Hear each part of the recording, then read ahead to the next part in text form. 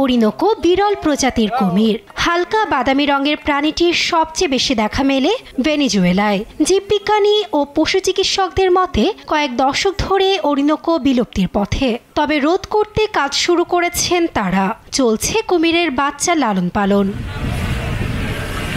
ওরিনোকো নদীর অববাহিকায় প্রাণীটির প্রাকৃতিক আবাসস্থল।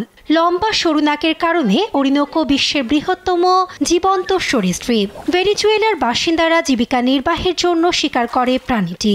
মাংস ও ডিম করেন বাজারজাত, এমনকি চড়া মূল্যে বিক্রি হয় চামড়া। এতে অতি শিকারে হুমকির মুখে পড়েছে ওরিনোকোর বংশবিস্তার। সমস্যাটা একই রয়ে গেছে। মানুষ খাবারের জন্য তাদের হত্যা করছে, তাই আমরা কুমির ছেড়ে দিলেও শিকারের ভয়ে থাকে। গ্রামে দারিদ্র্যের সমস্যা রয়েছে, ফলে লোকেরা প্রাণীকে খাবার হিসাবে খেয়ে থাকে। কোনো নিয়ম ও সুরক্ষার প্রয়োগ করা হচ্ছে না।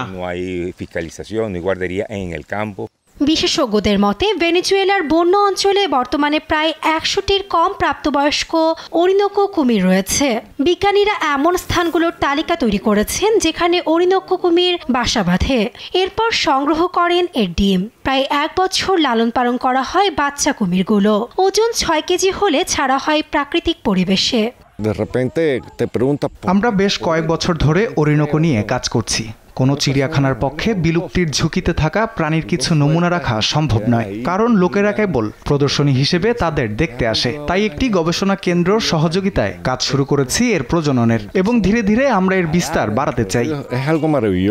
এপ্রিলে দক্ষিণ পশ্চিম ভেনেজুয়েলার একটি প্রত্যন্ত অঞ্চলে কাপানাপারু নদীতে 2 শতাধিক ওরিনোকো কুমির ছাড়া হয়।